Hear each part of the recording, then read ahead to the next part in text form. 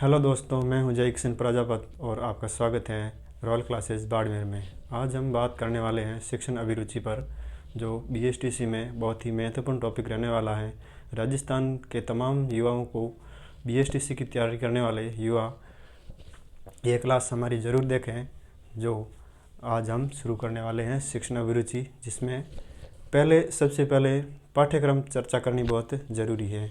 इसके लिए शिक्षण अभिरुचि में बेसिक से 7 से 8 टॉपिक दे रखे हैं, जिसमें पहला टॉपिक हमारा शिक्षण अभिरुचि। शिक्षण अधिगम।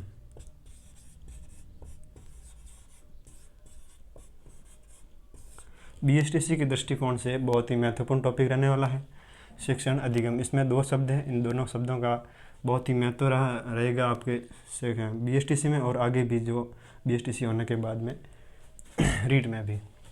दूसरा टॉपिक हमारा रहेगा नेतृत्व।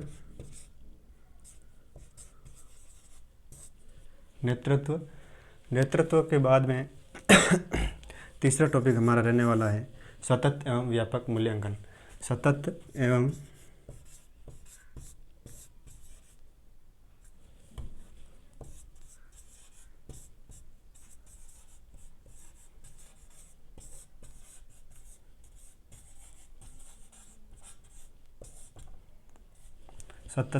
व्यापक मूल्यांकन। सतत और व्यापक मूल्यांकन के बाद में चौथा टॉपिक हमारा रहने वाला है सृजनात्मकता यानी कम्युनिकेशन।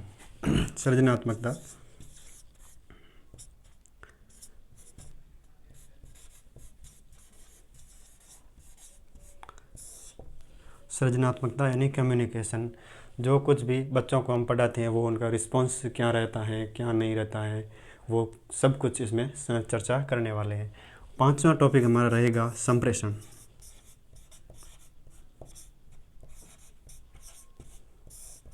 संप्रेषण मीन्स कम्युनिकेशन के बाद हमारा छठा टॉपिक रहेगा व्यावसायिक अभिवृत्ति।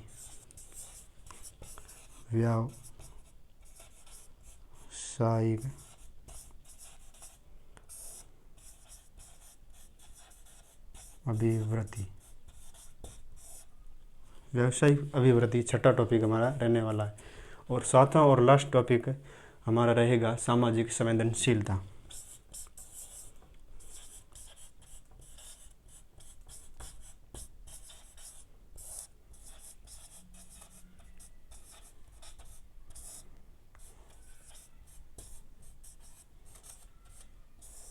ये मोटे तौर पर हमारे 7 टॉपिक रहने वाले हैं।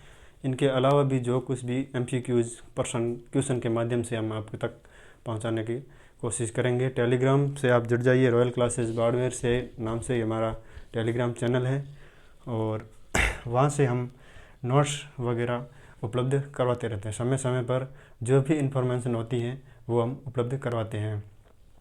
अब हम बात कर लेते हैं इन 7 टॉपिक में हम पहला टॉपिक लेंगे शिक्षण अधिगम। चर्चा करते हैं पहले टॉपिक पर, शिक्षण अधिगम।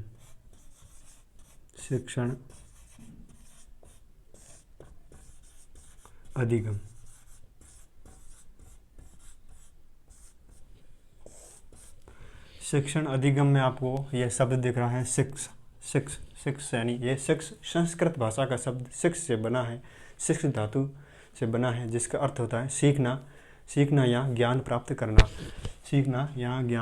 करना। सिक्स धातु से मिलकर बना है।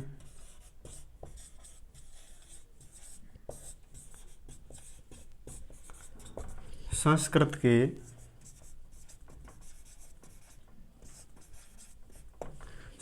के सिक्स धातु से मिलकर बना है, जिसका शाब्दिक अर्थ होता है सीखना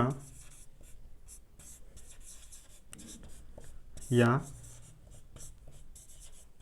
ज्ञान प्राप्त करना। सीखना या ज्ञान प्राप्त करना। जो भी हम, जैसे बच्चे स्कूल में आते हैं, स्कूल में आने के बाद में वो सीखते हैं, पढ़ना सीखते हैं, लिखना सीखते हैं, उठना बैठना सीखते हैं, शारीरिक व्यायाम जो कुछ भी सीखते हैं वो शिक्षा में आता है। जो कुछ भी हम अपने जीवन में सीखते हैं वो शिक्षा में आता है। जैसे जो भी आप जीवन से मृत्यु तक जो भी हम सीखते हैं, वो जो कुछ भी हमने जीवन में सीखा होता है या सीखते हैं वो शिक्षा कहलाता है। फिर बात कर लेते हैं प्राचीन काल में शिक्षा का प्रमुख केंद्र। प्राचीन काल में शिक्षा का प्रमुख केंद्र शिक्षक था, जिसमें शिक्षक ही वो जो कुछ भी शिक्षक बताता था उनके अनुसार बालक पढ़ते थे, शिक्षक के अनुसार ही चलते थे। जैसे बालक की रुचि, अभिव्यक्ति, क्षमता के बारे में विशेष ध्यान नहीं दिया जाता था, क्योंकि शिक्षक ही उनको मार्गदर्शन दिया करते थे। उनकी अभिव्यक्ति नहीं जानी जाती थी, जिसमें कोई विशेष विषय वस्तु पर ध्यान नहीं दिया जाता था। और वर्तमान में अगर हम बात करें, शिक्षा का प्रमुख केंद्र बालक है। बालक की मन में क्या चल रहा है, वो क्या पढ़ना चाहता है, उसकी रुचि क्या है, उन्हीं के अनुसार ही पढ़ाया जाता है। तो अभी बात कर लेते हैं शिक्षा पर। शिक्षा का प्राचीन काल में प्रमुख केंद्र क्या था? प्राचीन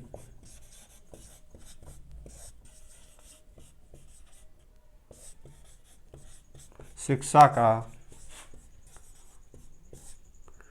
प्रमुख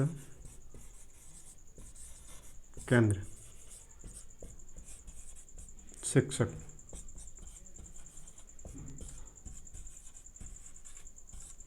प्राचीन काल के बाद में वर्तमान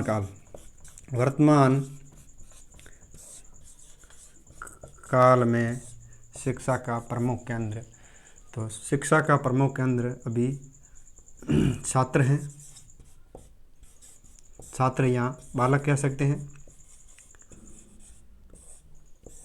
पहले की तरह अभी नहीं है। जो शिक्षक जो कुछ भी थोपता था वो अभी नहीं चलता है, क्योंकि बालक की जो भी रुचि होती है, जो उनको मैटर चाहिए वही ही पढ़ाया जाता है। शिक्षक बालक के अनुसार चलने की कोशिश की जाती है। उनकी बालक की आवश्यकता, रुचि, क्षमता को ध्यान में रखते हुए पढ़ाया जाता है।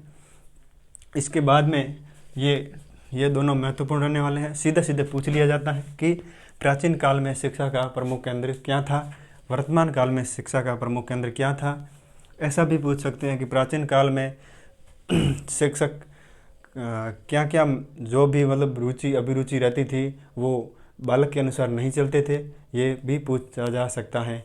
अभी हम शिक्षा का अर्थ में बात करने वाले हैं। अभी हम बात कर लेते हैं प्राचीन और वर्तमान काल के बाद में शिक्षा का अर्थ।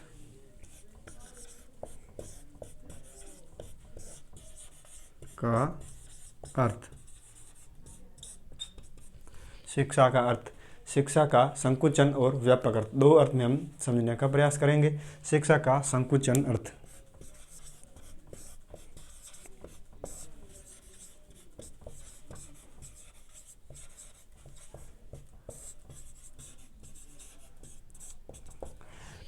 शिक्षा का संकुचन अर्थ, इस अर्थ में हम जो भी कक्ष में सिखाया जाता है वो सीखते हैं, उसे शिक्षा का संकुचन अर्थ कहा जाता है। शिक्षक जो जैसे कि मैथ में पढ़ाते हैं, गिनती हो गई, पहाड़े हो गई, उसके बाद में इंग्लिश में अल्फ़ाबेट समझा दी और हिंदी में वर्णमाला पढ़ा दी। जो भी शिक्षक ने बताया वो छात्र सीख लेता है और जैसे घर जाकर उसको जो बोला जाता है वही करता है, होमवर्क करता है, पढ़ना का कार्य करता है।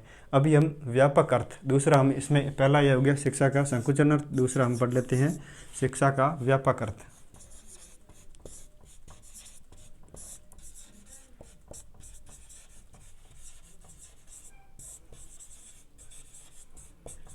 शिक्षा का व्यापक अर्थ, शिक्षा का व्यापक अर्थ में इसमें हम जो जीवन पर्यंत बालक या कोई भी मनुष्य जीवन पर्यंत जो भी सीखता है उसे व्यापक अर्थ में रखेंगे। जैसे कोई भी जो शिक्षा प्राप्त करते हैं, जैसे कोई कार्य करना सीखना या साइकिल चलाना सीखना, कोई खेल सीखता है, अलग अलग खेल के माध्यम से सीखता है, जैसे ड्राइविंग हो गया वगैरह वगैरह। जिसमें जैसे इसमें यह नहीं है कि बालक 18 साल 1 से 18 साल हो गया तो अभी ये नहीं सीख सकता, या 30 साल ले ली उसके बाद में नहीं सीख सकता। बुढ़ापे में कोई कोई ऐसे लोग होते हैं जो बहुत कुछ करते हैं और बहुत कुछ सीखते भी हैं। इसमें इसमें केवल और केवल जैसे इसमें कक्षा कक्ष में दिए हुआ ज्ञान,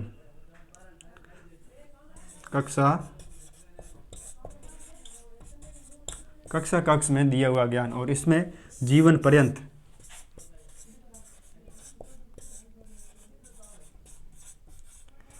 पर्यंत चलने वाली शिक्षा को व्यापक शिक्षा के अर्थ में व्यापक में रखा जाता है।